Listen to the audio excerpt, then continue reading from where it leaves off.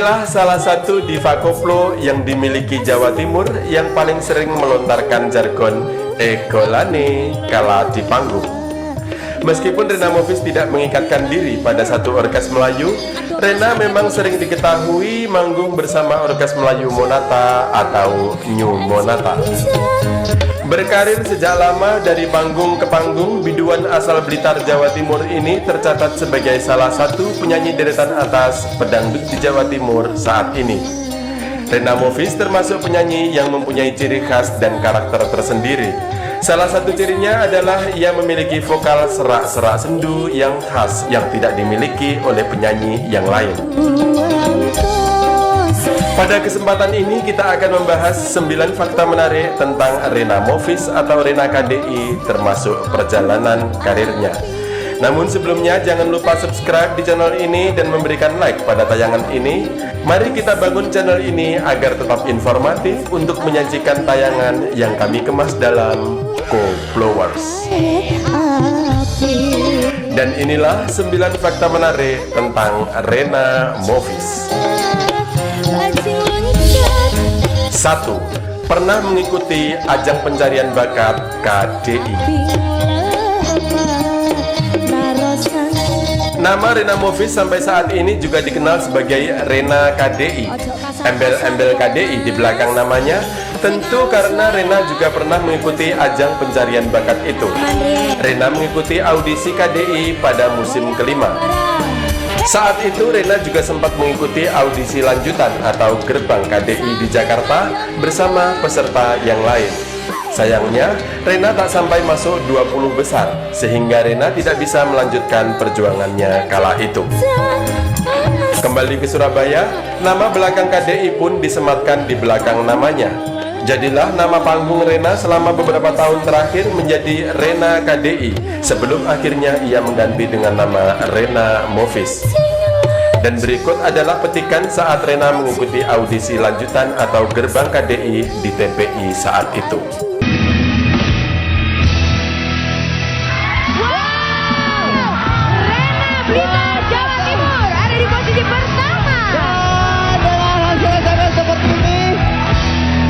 Sudah memutuskan siapa yang menjadi juara episode malam hari ini. Dia adalah Rena Blitar Jawa Timur dan 2. Pedangdut multi genre.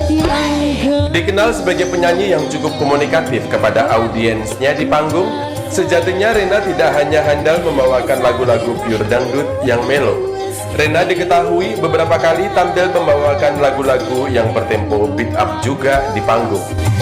Cengkok Rena juga enak ketika menyanyikan lagu-lagu tradisional seperti lagu Banyuwangian atau lagu Sunda. Hal ini sepertinya wajar karena ternyata Rena pernah mengikuti kursus sebagai sinden. Beberapa waktu yang lalu Rena seperti mempunyai lagu wajib Sunda yang dibawakannya setiap kali di panggung, yaitu lagu Mawar Bodas dan Bajing Loncat. Rena berhasil mengajak audiensnya bergoyang jaipongan ketika membawakan lagu tersebut. Apapun jenis lagu yang dibawakannya, Rena selalu bisa membawa suasana semarak di setiap panggung dangdut koplo. 3. Selalu tampil modis. Goyang lagi, hey! Salah satu ciri khas penampilan Rena Movies adalah ia selalu tampil modis kala di panggung dan di televisi. Penampilan Rena dari dulu jauh dari kesan norak atau vulgar.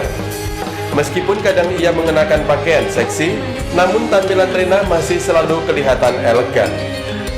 Rena sepertinya selalu memperhatikan penampilannya, dari tatanan rambut sampai padu padan kostumnya, sehingga enak dilihat kala di panggung.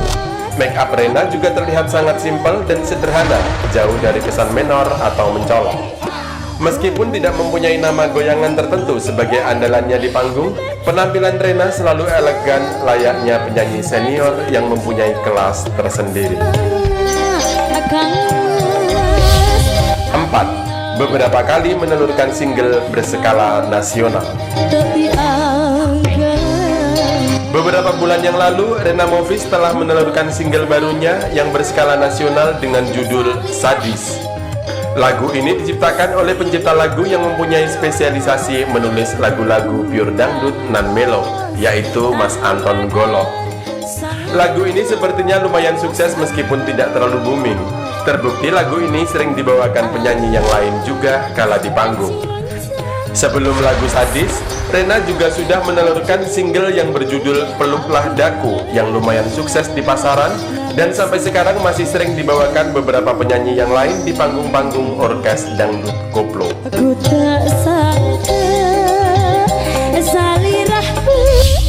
5. Menjadi YouTuber. Sama dengan teman-teman artisnya yang lain, Rena juga diketahui belakangan ikut menjadi YouTuber.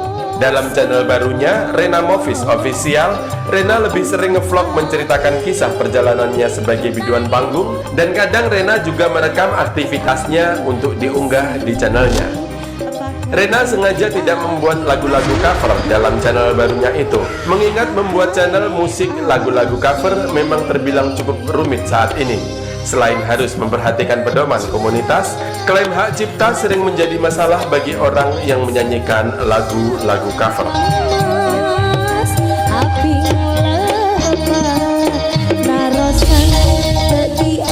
6. Dikenal sebagai pribadi yang apa adanya. Rena Movies dikenal sebagai pribadi yang ramah dan menyenangkan.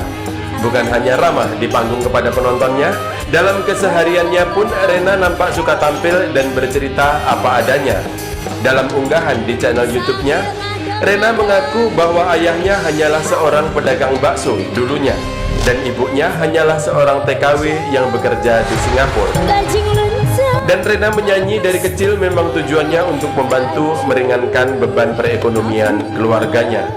Namun sepertinya justru cerita Rena yang apa adanya inilah yang menambah simpatik para penggemarnya.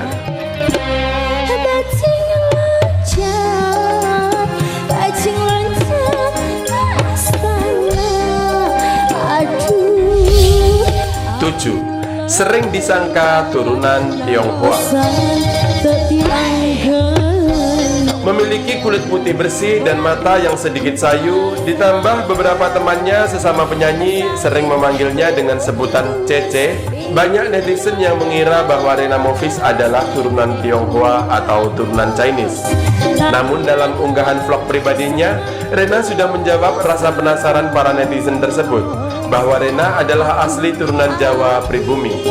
Perihal ini Rena bahkan sampai menanyakan ke para sesepuhnya atau nenek-neneknya untuk memastikan bahwa ia benar-benar bukan turunan Chinese atau turunan Tionghoa.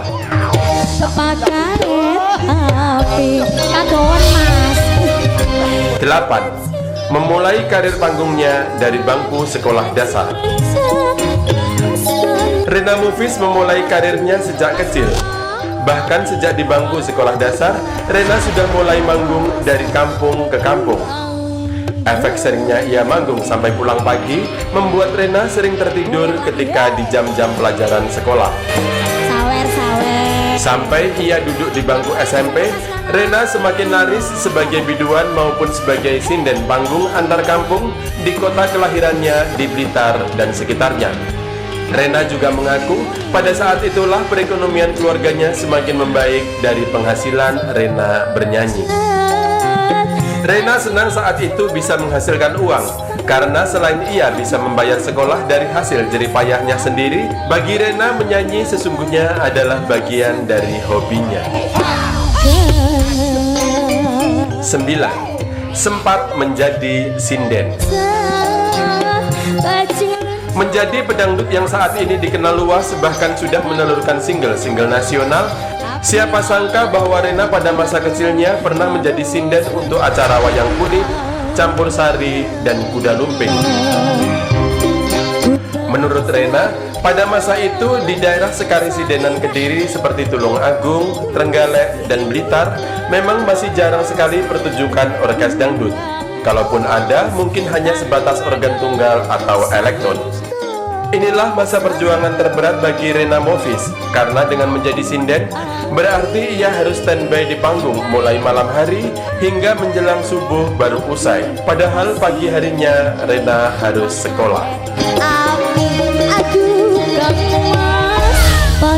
Itulah 9 fakta menarik tentang Rena Movies atau Rena KDI termasuk perjalanan karirnya. Cerita Rena ini tentu saja adalah cerita masa lalu yang tidak akan dilupakan oleh Rena. Jika Anda mengetahui hal-hal lain tentang si Cece ini, silahkan share di kolom komentar. Subscribe Anda pada channel ini dan like Anda pada tayangan ini tetap kami harapkan. Terima kasih sudah menonton dan sampai jumpa.